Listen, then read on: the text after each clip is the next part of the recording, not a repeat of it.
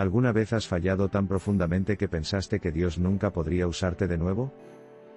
¿Has sentido el peso aplastante de haber negado tu fe justo cuando más importaba? Si es así, amigos, hoy quiero contarles sobre un momento que cambió la historia del cristianismo para siempre. Un momento donde las lágrimas de un pescador rudo se convirtieron en el puente entre la traición y la restauración. Hablemos de Pedro en aquel patio, y de cómo su llanto nos enseña que ninguna caída está más allá del alcance redentor de Cristo. Pedro era un hombre de convicciones fuertes. Cuando Jesús les advirtió que todos lo abandonarían, Pedro respondió con valentía: aunque todos se escandalicen de ti, yo nunca me escandalizaré. Mateo 26 2.33, RVR 1960. Qué seguro estaba de sí mismo. Qué firme parecía su determinación. Pero Jesús, conociendo el corazón humano mejor que nadie, le respondió: de cierto te digo que esta noche, antes que el gallo cante, me negarás 3 veces, Mateo 26 2.34. Pedro no podía creerlo. Él, que había dejado todo por seguir a Jesús. Él, que había caminado sobre las aguas. Él, que había confesado que Jesús era el Cristo, el Hijo del Dios viviente. ¿Negar a su Maestro? Imposible. Y sin embargo, hermanos y hermanas, ahí radica nuestra primera lección: la confianza en nosotros mismos es terreno peligroso. Proverbios 28 2.26 nos advierte: el que confía en su propio corazón es necio. Pedro confiaba en su propia fuerza, en su propio compromiso, en su propia lealtad. Aún no había aprendido que la verdadera fortaleza viene únicamente de Dios. La noche avanzó y llegó el momento terrible. Jesús fue arrestado en Getsemaní.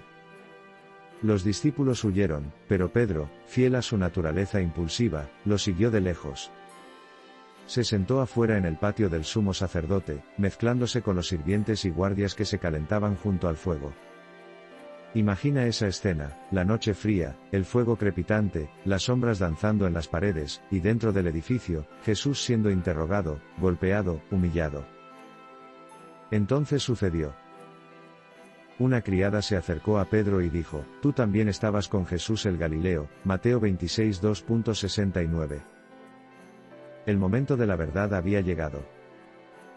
Pedro podría haber dicho: sí, soy su discípulo y estoy orgulloso de ello. Podría haber aprovechado la oportunidad para dar testimonio.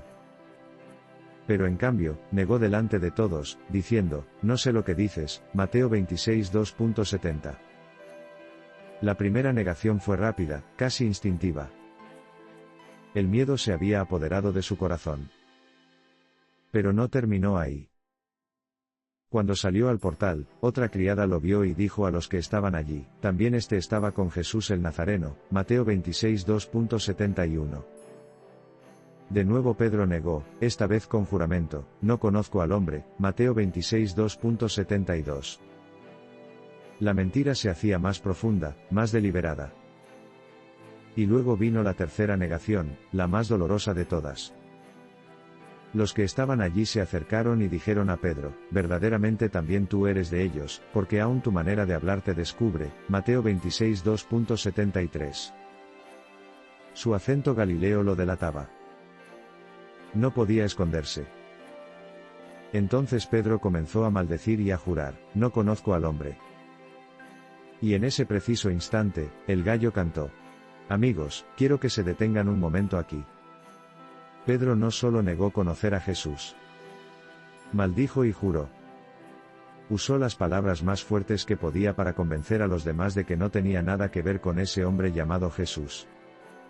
El pescador que había prometido morir por su maestro ahora lo negaba con vehemencia. ¿Cómo pudo caer tan bajo? La respuesta es simple pero profunda: cuando confiamos en nuestra propia fuerza en lugar de en la gracia de Dios, la caída es inevitable. Pero aquí viene el momento que cambia todo. Lucas 22 2.61 nos dice: entonces, vuelto el Señor, miró a Pedro. Jesús, en medio de su propio sufrimiento, en medio de los golpes y las burlas, se volvió y miró a Pedro. No fue una mirada de condenación. No fue una mirada de te lo dije. Fue una mirada de amor profundo, de comprensión, de dolor compartido. Esa mirada atravesó el corazón de Pedro como una espada. Y entonces Pedro recordó las palabras que Jesús le había dicho: antes que el gallo cante, me negarás 3 veces. La profecía se había cumplido exactamente. La realidad de lo que había hecho cayó sobre Pedro con todo su peso. Y el texto nos dice: y Pedro, saliendo fuera, lloró amargamente. Mateo 26 2.75. Ese llanto, hermanos y hermanas, no fue simplemente tristeza. Fue arrepentimiento genuino. Fue el quebranto de un corazón que reconocía su pecado. Fue la muerte de la autosuficiencia y el nacimiento de la humildad. Las lágrimas de Pedro fueron el comienzo de su restauración. Comparen el llanto de Pedro con la respuesta de Judas. Ambos traicionaron a Jesús. Ambos sintieron remordimiento. Pero mientras Judas se fue en su desesperación y se ahorcó, Pedro llevó su dolor a los pies de Cristo. El arrepentimiento verdadero no nos aleja de Dios, nos acerca a Él. 2 Corintios 7:10 dice: porque la tristeza que es según Dios produce arrepentimiento para salvación, de que no hay que arrepentirse, pero la tristeza del mundo produce muerte. Pero la historia no termina con el llanto de Pedro. Después de la resurrección, Jesús buscó específicamente a Pedro. En Juan 21, encontramos a Pedro y otros discípulos pescando en el mar de Tiberias. Jesús apareció en la orilla y preparó desayuno para ellos. Después de comer, Jesús le preguntó a Pedro 3 veces: Simón, hijo de Jonás, ¿me amas? 3 preguntas para 3 negaciones. 3 oportunidades para afirmar su amor. 3 momentos de restauración. Cada vez que Pedro respondió: sí, Señor, tú sabes que te amo, Jesús le dio una comisión: apacienta mis corderos, pastorea mis ovejas, apacienta mis ovejas. Juan 21 2.15-17. Jesús no solo perdonó a Pedro, lo restauró completamente a su llamado. El hombre que había negado a Cristo 3 veces se convertiría en el predicador de Pentecostés, donde 3000 almas se añadirían a la iglesia. El pescador quebrantado se convertiría en una roca sobre la cual Cristo edificaría su iglesia. Entonces, ¿qué nos enseña el llanto de Pedro? Primero, nos enseña que todos somos vulnerables al fracaso. No importa cuán fuerte sea nuestra fe, cuán profunda nuestra devoción, o cuán larga nuestra historia con Dios. 1 Corintios 10:12 nos advierte: así que, el que piensa estar firme, mire que no caiga. La autosuficiencia es peligrosa. Necesitamos depender constantemente de la gracia de Dios. Segundo, nos enseña que el arrepentimiento genuino abre la puerta a la restauración. Dios no busca personas perfectas, busca corazones quebrantados y humillados. Salmo 51 2.17 dice: al corazón contrito y humillado no despreciarás tú, oh Dios.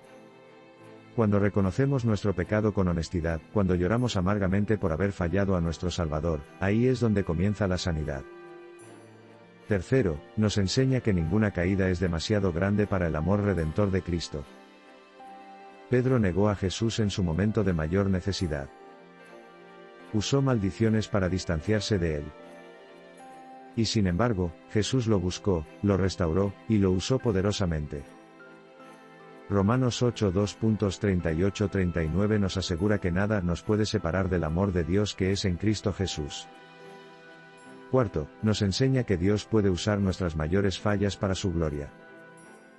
El Pedro quebrantado fue más útil que el Pedro confiado. Su experiencia de fracaso y restauración lo hizo compasivo, humilde, y dependiente de Dios. Sus cartas en el Nuevo Testamento están llenas de exhortaciones a la humildad y advertencias contra la autosuficiencia, lecciones aprendidas en aquel patio. Quizás hoy te sientes como Pedro en el patio. Quizás has negado tu fe, has fallado en un momento crucial, has dicho o hecho cosas que nunca pensaste que harías. Quizás el peso de la culpa te está aplastando. Amigos, escuchen esto: Jesús te está mirando ahora mismo, no con condenación, sino con amor. Él te está llamando de vuelta, esperando restaurarte. El camino hacia la restauración comienza con lágrimas de arrepentimiento genuino. No lágrimas de autocompasión o vergüenza paralizante, sino lágrimas que reconocen el pecado y claman por la gracia de Dios. Lleva tu fracaso a los pies de Cristo. Confiésalo honestamente. Recibe su perdón. Y luego levántate y camina en la nueva vida que Él te ofrece. Recuerda que Jesús oró por Pedro antes de su caída. Lucas las 22 y 32 registra las palabras de Jesús: pero yo he rogado por ti, que tu fe no falte, y tú, una vez vuelto, confirma a tus hermanos. Jesús también está orando por ti. Él conoce tus debilidades, tus tentaciones, tus luchas. Y está intercediendo por ti ante el Padre. La restauración no sucede de la noche a la mañana. Pedro tuvo que vivir con el recuerdo de su negación durante días antes de que Jesús resucitara. Tuvo que procesar su dolor, su vergüenza, su arrepentimiento. Pero cuando llegó el momento de la restauración, fue completa y total. Dios no hace las cosas a medias. Así que hoy, si has caído, si has negado a Cristo de alguna manera, si sientes que has ido demasiado lejos, recuerda a Pedro. Recuerda que el llanto amargo de arrepentimiento es el comienzo de algo hermoso. Recuerda que Jesús está esperando restaurarte, no solo perdonarte, sino restaurarte completamente a tu llamado. Y cuando Él te restaure, como le dijo a Pedro, confirma a tus hermanos. Usa tu experiencia de fracaso y restauración para ayudar a otros que están luchando. Comparte la esperanza de que ninguna caída está más allá del alcance redentor de Cristo. Sé un testimonio viviente de que el llanto que nace del arrepentimiento genuino restaura el corazón. Que el Dios de toda gracia, que nos llamó a su gloria eterna en Cristo, después que hayamos padecido un poco de tiempo, nos perfeccione, afirme, fortalezca y establezca. A Él sea la gloria y el imperio por los siglos de los siglos. Amén. Por favor, dale me gusta y suscríbete. Nos vemos en el próximo vídeo.